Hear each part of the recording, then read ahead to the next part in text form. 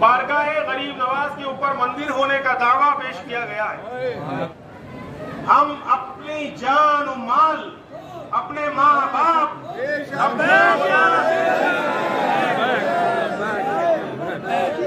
अपनी औलाद अमन अमान बरकरार रखना दुश्वार होगा और सब्र की एक इंतहा होती है।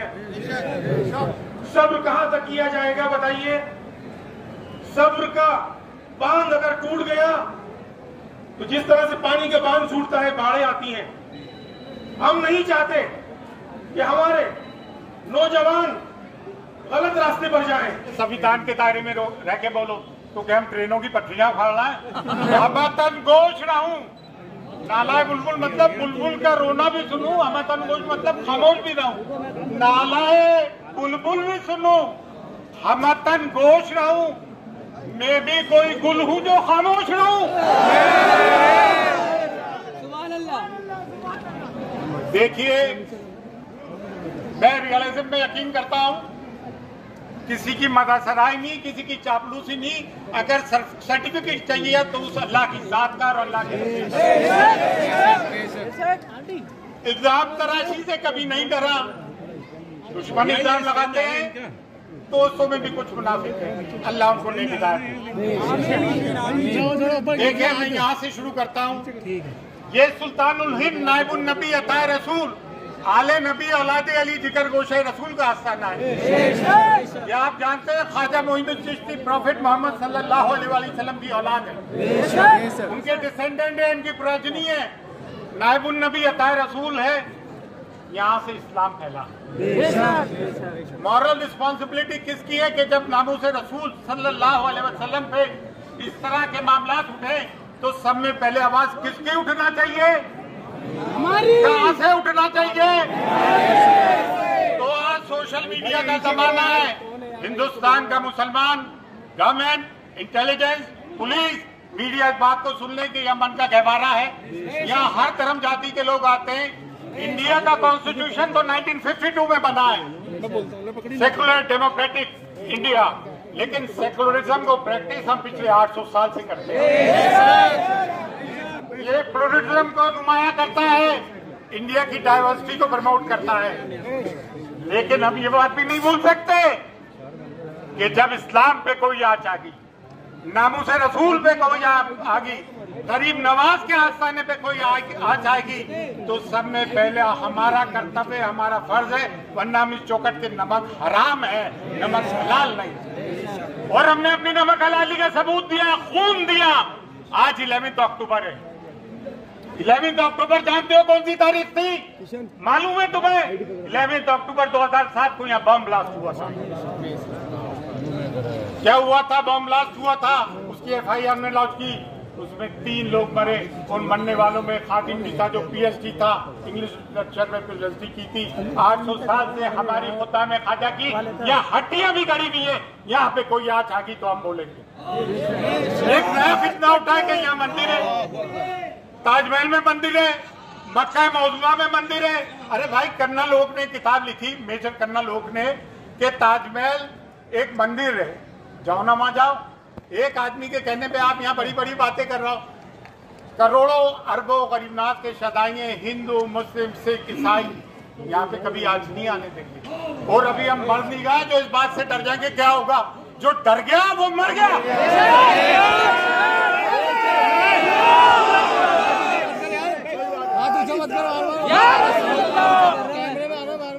कैमरा हटा लेना।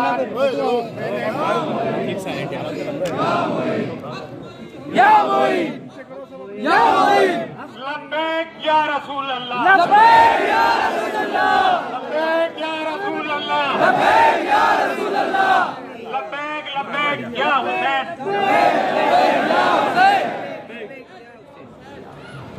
आजकल मैं भूल जाता हूँ, उम्र भी 65 साल की हो गई है, तो कुछ पॉइंट लिख लिए, जज्बाती आदमी भी क्या भाई। ये कहते हैं कि संविधान के दायरे में रह के बोलो तो क्या हम ट्रेनों की पटरियां फाड़ना है? अबे यार, ये तुमने डर के एक तो वो आ जाते हैं हिकमत अमली से काम लो। अभी वक्त खराब है कि यजीद के दौर से बुरा हाल है क्या है? आधी दुनिया में उसको हुकूमत की थी। फिक्र हुसैन असल में मिरास इस्लाम है। बातिल के खिलाफ आवाज बुलंद करना जुर्रत अली से पैदा हुई है, रसूल सल्लल्लाहु अलैहि वसल्लम से पैदा हुई है। यार मैं बताऊं किसके लिए बोले? अभी बरेली में एक जज साहब ने फैसला दिया लव जिहाद पे। तो भाई ये लव का तो ट्रायंगल होता है, 2 लड़की हो गई 1 लड़का हो गया, 2 लड़के हो गए 1 लड़की हो गई, वफा और बेवफाई होती है। ये लव के बीच में जिहाद कहां से आ गया? लव में जिहाद कहां से आ गया यार? अच्छा तो बरेली के जज साहब ने एक फैसला दिया, उस बेचारे को उम्र कैद कर दी और कहा कि डेमोग्राफिक इम्बैलेंस हो जाएगा। डेमोग्राफिक इम्बैलेंस में बता दूं, एक तो पढ़ा लिखा करो यार, अपने बच्चों को पढ़ाओ खुदा के वास्ते, मेन स्ट्रीम में शामिल हो, IAS IPS बनो, बड़े बड़े लॉयर्स बनो, डॉक्टर्स बनो। ये मखलूक मुसलमानों की कौम जचती नहीं है हमें। ये यानी कि हिंदू कम हो जाएंगे, मुसलमान ज्यादा हो जाएंगे। अरे 1000 साल में भी हम इनके बराबर नहीं हो सकते। क्यों झूठ बोल रहे हो कि ये 4 शादियां करते हैं, बच्चे ज्यादा पैदा करते हैं? अरे 1000 मुस्लिम मर्दों पे 940 लड़कियां हैं। एक मर्द के हिस्से में तो एक औरत आ नहीं रही है, तो बाकी की 3 के आसमान से आएंगी? ये बेचारे ऐसे अभी तक शादी नहीं हुई।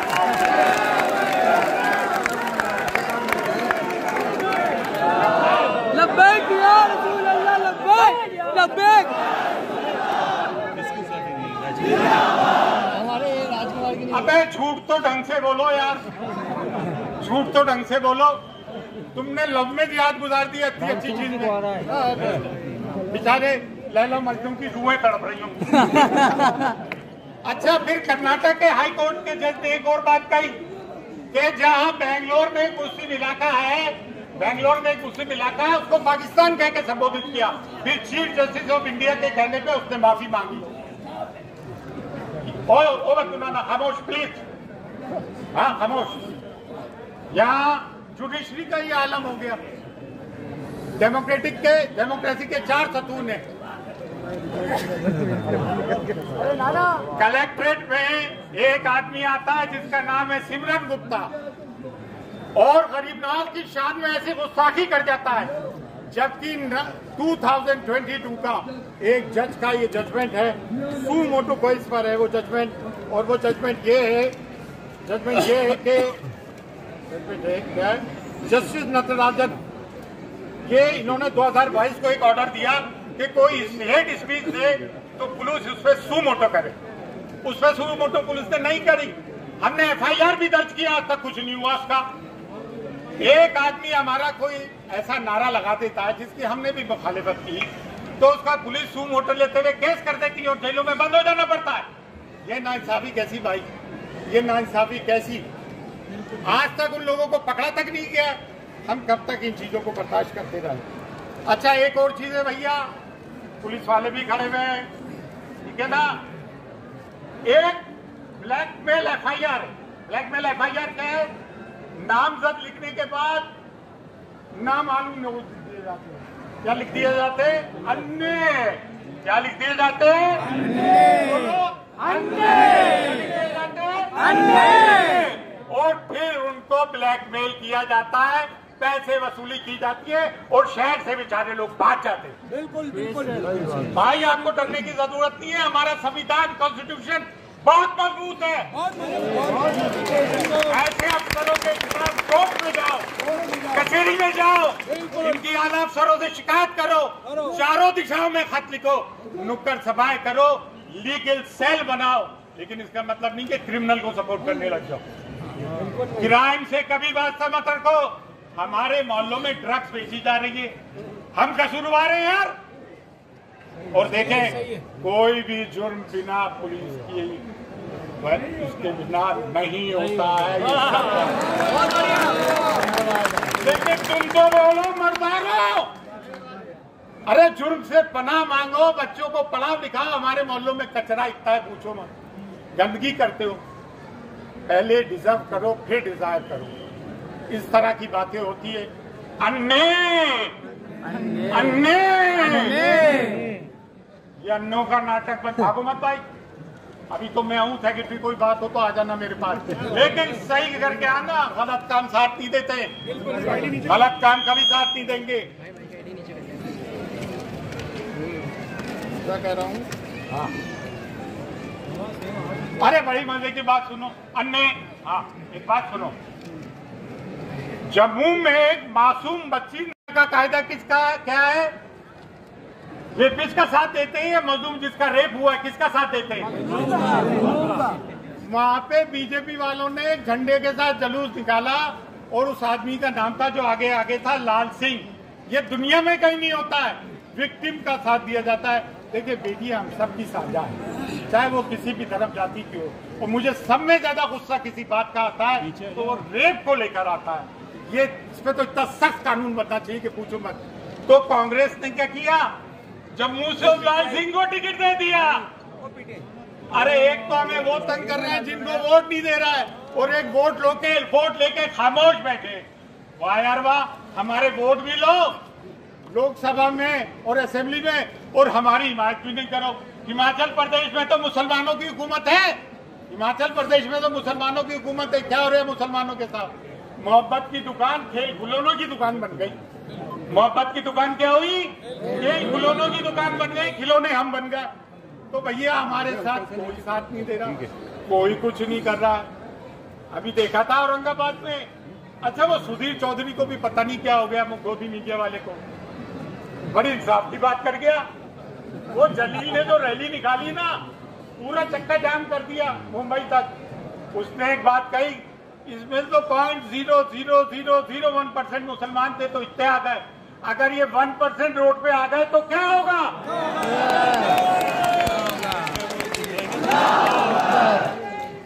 या रसूल अल्लाह, नारे तकबीर, नारे निशाना, या रसूल अल्लाह, सरकार की आमद, मरहबा, दिलदार की आमद, मरहबा। अच्छा, डॉक्टर राम मनोहर लोहिया जी ने एक बात कही, ये लालू यादव, मुलायम यादव सब जो है लोहिया थे, उन्होंने एक बात बड़ी पते की कही थी डेमोक्रेसी के लिए। अगर सड़कें सुनसान हो जाएंगी, यानी कि प्रोटेस्ट बंद हो जाएगा, तो ये पार्लियामेंट आवारा हो जाएगी। क्या बड़ी बात कही है? तो प्रोटेस्ट डेमोक्रेसी का एक हिस्सा है। क्या है? डेमोक्रेसी का एक हिस्सा। अच्छा यार, अरे भाई आजकल एक नई वबा चल रही है।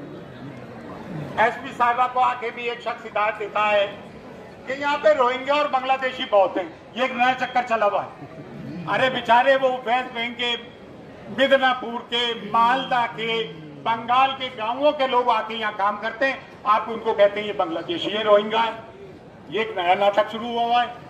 कहीं लाइफ जिहाद, कहीं लैंड जिहाद, कहीं कुछ जिहाद, कोई अलन टप्पू जिहाद, ये तरह तरह के जिहाद हो रहा है। अच्छा एक बात और सुन ले, ये बारगाह हुजूर गरीब नवाज से ज्यादा बुलंद कर रहा है। ना यहाँ कोई मसलक का इख्तिलाफ है, ना मजहब का, ना धर्म का, ना वॉक ऑफ लाइफ का, और बिलखुसूस मुसलमानों से। देखिए बड़ी अजीब बात है, ज्वाइंट पार्लियामेंट्री कमेटी बना दी पार्लियामेंट के एक रेजोल्यूशन से, और उसमें हमारे होम मिनिस्टर कहते हैं कि मैं वक्फ अमेंडेड एक्ट तो लेकर आऊंगा। तो आप क्या पार्लियामेंट से ऊपर हो क्या भाई? और आप क्या समझ रहे हो कोई बच्चे का खेल है, चूहा बिल्ली का? क्या आप हमारी प्रॉपर्टी जब्त कर लोगे और हम रोड पे नहीं आएंगे? अगर ये जिस दिन बिल पास हुआ तो क्या करोगे? रोड पे आएंगे। हिंदुस्तान का मुसलमान रोड पे आएगा। 0.001% में सब हिल गए, तो अगर ये 30 करोड़ रोड पे आएंगे तो क्या होगा? हम भाई पीसफुल कोएग्जिस्टेंस चाहते हैं, हम प्यार मोहब्बत से जीना चाहते हैं, हम नफरत की लोग नहीं है। आप इंडिया गेट पे जाके देखे, मोर देन 57,000 लोगों ने जंगे आजादी में शहादत दी। कितने? मोर देन 57,000 लोगों ने, उसमें 36,000 से ज्यादा मुसलमान थे। ये हमें देशद्रोही कहते हैं, ये हमें जिहादी कहते हैं, ये हमें आतंकवादी कहते हैं, ये हमें पाकिस्तानी कहते हैं। अब जिहाद का मतलब समझते हो? अफगानिस्तान ने पूरे सोवियत यूनियन को तोड़ दिया और नाटो और अमेरिका अपने हथियार छोड़ के अफगानिस्तान से भाग गए। ये होता है जिहाद। लेकिन हम इन चीजों के कायल नहीं, हम प्यार मोहब्बत से रहना चाहते हैं। हाँ, आप देखें ये गुस्ताखे रसूल। मैं एक का नाम क्या, अब मैं बस इख्तिताम की तरफ आ रहा हूँ। उसको तो सजा होना चाहिए। अरे भाई सजा कौन देगा, ये भी तो सोचो, ये भी तो सोचो, सजा कौन देगा है? लेकिन तब भी हम उम्मीद करते हैं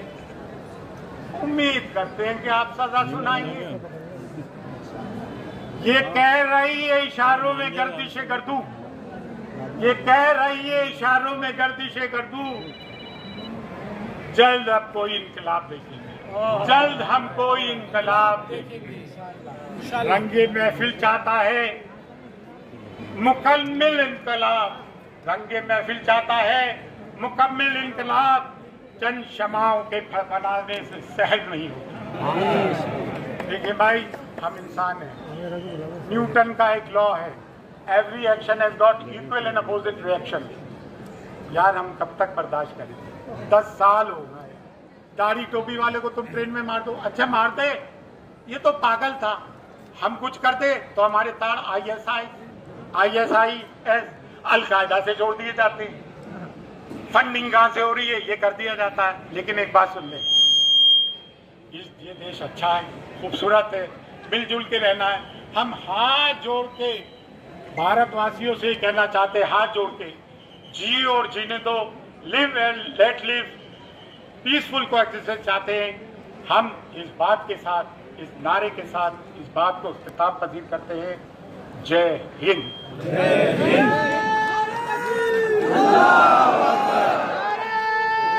अनेक हैं, मैं अपनी जबान नाम लेके इनका खराब नहीं करूंगा। एक हो तो बोलो, आपने अभी तक उनको अरेस्ट ही नहीं किया।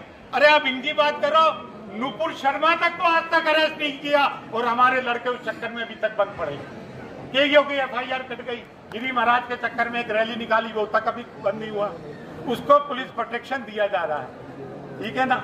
अच्छा हम बोलते हैं, कहते हैं कि ये तो वो है, क्या कहते हैं यार, भड़काऊ भाषण दे रहा है, गोदी मीडिया बातें शुरू कर देता है, ये है वो।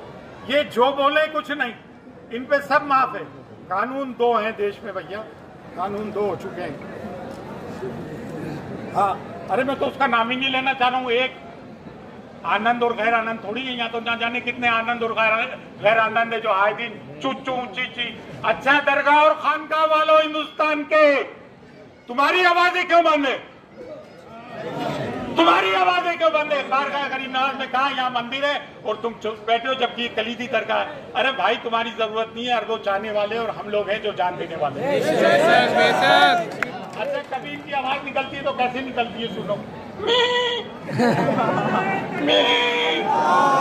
ये मिमाने बकरी है।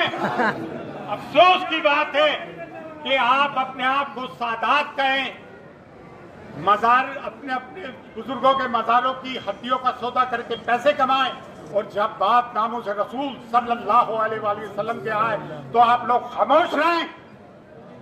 लानत ऐसे दरगाह और खानगाहों पे बैठे हुए लोगों की। नालत बेशुमार, नालत बेशुमार। देखिए पहला फर्ज हमारा है, हमने तो हमेशा फर्ज निभाया। चाहे डेनमार्क में कार्टून का मामला हुआ तो पहली इताली यहाँ से, कोई मामला हो तो यहाँ से, बम ब्लास्ट हो तो हम यहाँ, कोई मामला हो तो हम यहाँ। अरे भाई हम तो टेररिज्म के विक्टिम है, कोई टेररिज्म। और 3 लोग यहाँ पकड़े गए बम ब्लास्ट में। उसमें एक जो है, क्या नाम है उसका, गुजराती का मैं नाम नहीं लेता, कोई जानता हो तो बताओ यार। वो गुजराती जो पकड़ा गया है बम ब्लास्ट में, 3 को उम्र कैद की सजा हुई है, वो RSS का प्रचारक है। वाह यार वाह, नहीं कोई दूसरा नाम है उसका, मैं नाम भावेश पटेल। उस पे बैन नहीं लगे। हमारे father of nation Gandhi ji के कत्ल कर दिया, वो शहीद हुए तो थोड़े से टाइम के लिए RSS बैन कर दी गई, फिर खोल दी गई। सब में ज्यादा कसूरवार है गोदी मीडिया, इसने हिंदू मुसलमानों के बीच में जहर खोया है, ठीक है। एक तो ये है। अच्छा बड़ी अजीब बात में बात बस अपनी मुख्तसर करता हूँ। गांधी जी से लेकर अटल बिहारी वाजपेयी तक और प्रेजेंट गवर्नमेंट तक पैलेस्टाइन की हिमायत की है। किसकी की है? ये हमारे गवर्नमेंट ऑफ इंडिया का एक ऑफिशियल स्टैंड रहा है। अटल बिहारी वाजपेयी तक में तो ये गुजरात में का वो तकरीर आपने देखी होगी ब्लैक एंड व्हाइट में, ये जमीन अरबों की है, इसे इसराइल को खाली कर देना चाहिए, जो एक उनका अंदाज था, क्या जबरदस्त थी। और हमें किसके साथ खड़ा होना ये चाहिए जब हमारी गवर्नमेंट का स्टैंड हियर वो मखदूम भी है। तो we stand with Palestine, we stand with. और अगर कोई ये कहे कि वी स्टैंड विद इसराइल, तो उस पर क्या कोई दफा नहीं लगना चाहिए? कोई दफा नहीं लगना चाहिए। देखिए भाई, हम तो फिलिस्तीन का 3 वजह से सपोर्ट करते हैं। एक तो हम मजलूम के साथ हैं, बांग्लादेश में जो हिंदुओं के साथ जुल्म हुआ हमने उसकी भी बड़ी मजम्मत की, क्योंकि हम माइनॉरिटी में माइनॉरिटी का दर्द समझते हैं। कश्मीर में जो कश्मीरी पंडितों के साथ हुआ, मैंने कई इंटरव्यूज दिए उस पर कि उनको रिहेबिलिटेट करवाओ। हम जुल्म के साथ हैं, वी आर विद अंडरडॉग। तो आप अभी मान लो इसका रशिया और उसकी किसकी जंग हो रही है? यूक्रेन की। गवर्नमेंट अगर एक स्टैंड ले ले, गवर्नमेंट ऑफ इंडिया की वी आर विद यूक्रेन, और कोई ये बैनर लगाए कि वी आर विद रशिया, तो उस पर देशद्रोह का मुकदमा लगेगा कि नहीं लगेगा? जब गवर्नमेंट का हमारा स्टैंड है कि वी आर विद पैलेस्टाइन, सामने बाप चला तो काम कर सकते हैं, को बर्दाश्त नहीं कर सकते। हमारा ईमान है कि हमारे लिए जो कुछ है वो रसूल की मोहब्बत है। हमारा ईमान रसूल की मोहब्बत है, हमारी पहचान मोहम्मद सल्लल्लाहु की मोहब्बत है। हमारी दीन और दुनिया मोहम्मद सल्लल्लाहु की मोहब्बत में बसती। ऐसे और कई लोगों ने यहाँ पर इस तरह से की। अगर हमारी हुकूमत वक्त पर ऐसे लोगों पर निकल जाए देती तो आज ये हालात पैदा नहीं होते। हम हमारी हुकूमत से गुजारिश करते हैं कि वो बराए करम मुल्क का अमन अमान बरकरार रखने के लिए ऐसे लोगों को जनाब कसे। हम हिंदुस्तानी हैं, हम अपने मुल्क का, अपने कानून का ये जान से एहतराम करते हैं। ये तारीख गवाह है, इसे बकवास नहीं है, ये तारीख गवाह है। जो आदमी तारीख जानता है, पहचानता, वो मानेगा इस बात। आज जिस तरह हालात पैदा हो गए, जो हमारे मुल्क की इज्जत बाकी है पूरी दुनिया में, हमारे मुल्क को इसलिए पहचाना जाता है कि हम हर कौम के लोग, हर मुल्क के लोग मोहब्बत से रहते हैं, इसका पूरी दुनिया एहतराम करती है। लेकिन ये हरकत से हमारे मुल्क पर भी एक सवालिया निशान लगता है। मैं यहाँ पर या रसूल अल्लाह जान से खाजा से मोहब्बत करती है, उसे देश देश हमारे हिंदू भाई, हमारे सिख भाई, हमारे ईसाई भाई भी हमारे जाना व शाना, और यहाँ आकर अपनी अकीदत का इज़हार करते हैं। तारीख गवाह है कि बड़े शहंशाहों ने, बड़े बड़े बादशाहों ने, राजाओं ने, महाराजाओं ने, हिंदुस्तान की असीम शख्सियतों ने यहाँ पर चल के पर आकर हाथ दिए और अपने अकीदत के फूल पेश किए। ये अमन शांति का मरकज है, ये प्यार मोहब्बत का मरकज है। बड़ा अफसोस की बात, उसने इस दवा को भी नहीं छोड़ा और इसको भी गुश्तबाई की है। मैं फिर से हुकूमत से दरख्वास्त करता हूँ, बराए करम हमारे मुल्क में अमन अमान कायम करने के लिए ऐसे लोगों को जल्द से जल्द कोई कानूनी कार्रवाई करें। शुक्रिया। अल्लाह हाफ़िज़।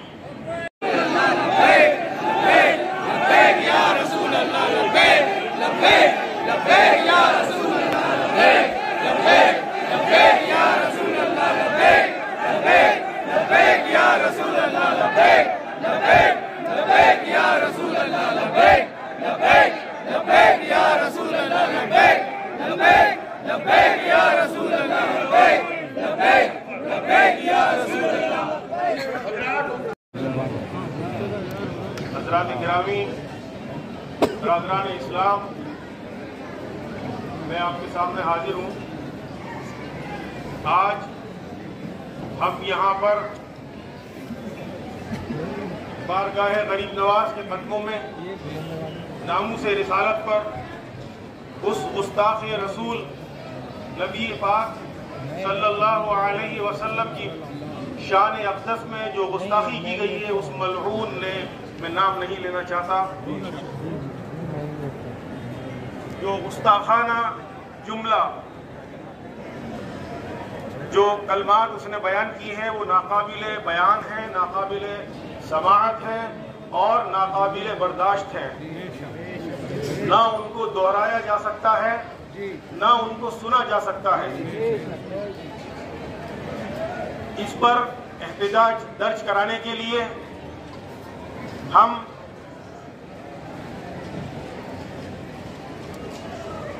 तमाम हजरात इज्तिमाई तौर पे इत्तेफाकिया राय रखते हुए हम उस खबीस पर लानतो तान और तिश्ना यहाँ पर बरसाने के लिए जमा हुए हैं।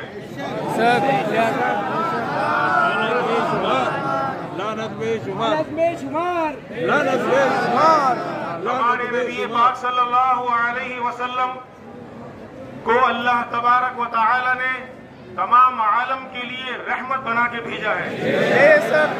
वो तमाम आलम के लिए रहमत है, ता कयामत तक रहेंगे। आप जैसा अमन व इंसानियत का पैगाम देने वाला दुनिया में और ता कयामत उनका कोई सानी नहीं। कोई भी ईमान वाला जिसके दिल में जर्रा बराबर ईमान है, वो इस गुस्ताखी को, इन कलमात को, इस मलऊन के बर्दाश्त नहीं कर सकता। हम नामूस रिसालत पर रसूलुल्लाह सल्लल्लाहु अलैहि वसल्लम की शान अक़दस पर हम अपनी जान और माल, अपने माँ बाप,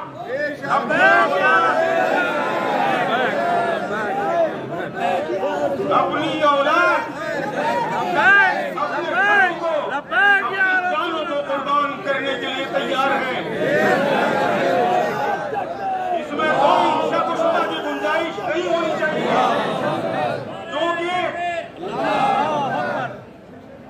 शान रसूल हमारा ईमान है और शरीयत के मुताबिक इश्क़ रसूल जिसके दिलों में नहीं है वो ईमानदार नहीं है, बेईमान है। लिहाजा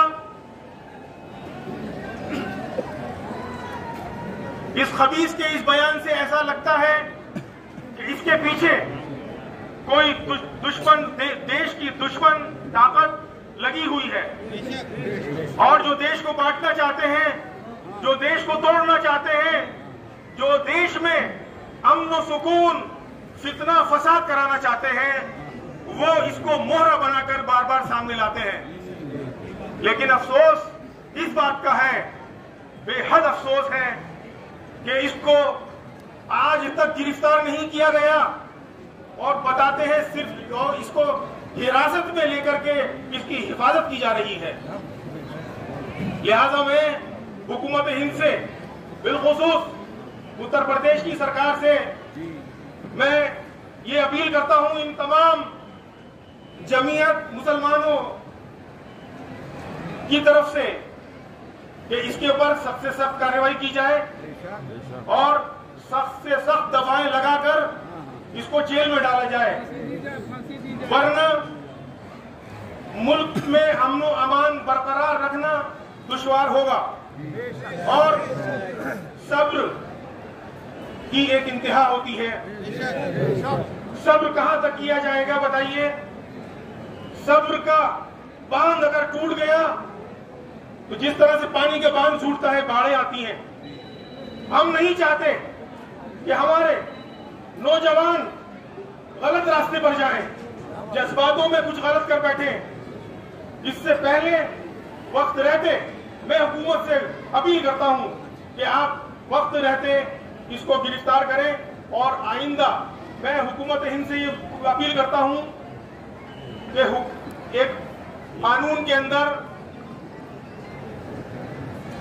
एक प्रावधान ये रखें कि जो हेड स्पीच देते हैं इन लोगों के लिए कम से कम उम्र कैद और फांसी की सजा तक होनी चाहिए।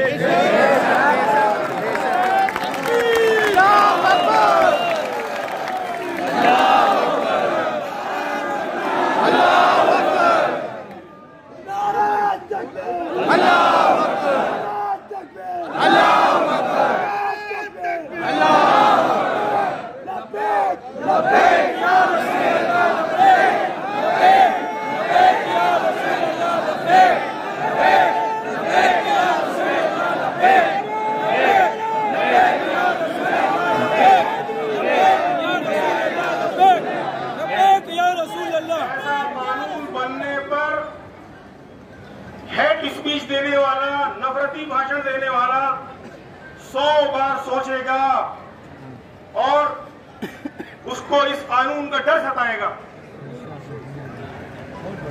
जब बात अल्लाह और रसूल की शान में और कुरान की सदाकत पर हर्फ लगने की हो तो हमें ऐसी हालत में अपनी कौम को किस मुंह से जाकर हम बीच में जाकर उनकी समझाइश करें।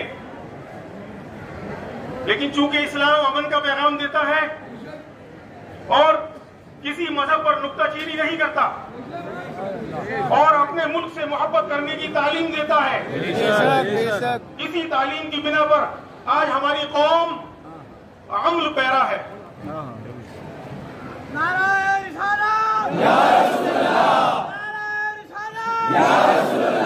पिछले कुछ दिनों में एक अजीब दावा जो चौंकाने वाला है, करोड़ों लोगों की आस्था से खिलवाड़ करने वाला है, मुख्तलिफ मज़ाहिब के लोगों के बीच में सुर्खी बना हुआ है। बारगाह गरीब नवाज के ऊपर मंदिर होने का दावा पेश किया गया है। पता नहीं अपने दिलों में कैसी क्या मंशा रखते हैं, क्या चाहते हैं। इनको देश की तरक्की से कोई लेना देना नहीं है। 900 साल से इस बारगाह में किसी ने ऐसी बात न कही। अब ये कहां से पैदा हो गए, जिसमें जबकि इस बारगाह से करोड़ों लोग की अकीदत जुड़ी हुई है। तमाम मज़ाहिब के लोगों ने अपने महबूब की बारगाह से, अल्लाह तबारक तआला ने अपने महबूब की बारगाह से फैज का दरिया जारी किया हुआ है। और सिर्फ मुसलमान ही नहीं, हिंदू, मुस्लिम, सिख, ईसाई, पारसी, यहाँ तक के नास्तिकों तक को भी यहाँ पर देखा गया है, जो किसी खुदा को नहीं मानते, उन तक की हाजिरी यहाँ पर हुआ करती है। और बारगाह गरीब नवाज के लिए हम अपने जज्बात को, हमारे प्रधानमंत्री की चादर भी आती है। मैंने कह दिया कि तमाम मज़ाहिब के लोग अकीदत मोहब्बत रखते हैं और यहाँ से फैज पाते हैं। यहाँ सिर्फ मुसलमानों के लिए दर नहीं खुला हुआ, सारे धर्मों के, तमाम धर्मों के लिए ये दर खुला हुआ है। बारगाह गरीब नवाज के लिए हम अदालती कार्रवाई में अपना हर तरह का ताउन, दामे दरमे कदमे सुखने, जिसकी भी जरूरत पड़ेगी हम तैयार हैं। हमने इस बारगाह का नमक खाया है, इन्हीं के टुकड़ों पर हम पले बड़े हैं। बस मैं अपने इस बयान को खत्म करते हुए हुकूमत हिंद से एक बार दोबारा अपील करता हूं कि इस पर, उस खबीस पर, लाइन पर सख्त से सख्त कार्रवाई की जाए और जल्द से जल्द उसको जेल में डाला जाए। और मैं उम्मत मुस्लिमा से, तमाम हिंद के मुसलमानों से ये अपील करता हूं कि आप हजरात उसके बयानों पर ना जाएं, जज्बातों पर ना आए। आप अपने अपने शहरों में अमन और सुकून के साथ रहें और सुकून कायम रखें और कानून अपने हाथ में न लें। कानून अपना काम करेगा, इंशाअल्लाह रहमान जल्द अज जल्द उसकी गिरफ्तारी होगी। अल्लाह हाफ़िज़ से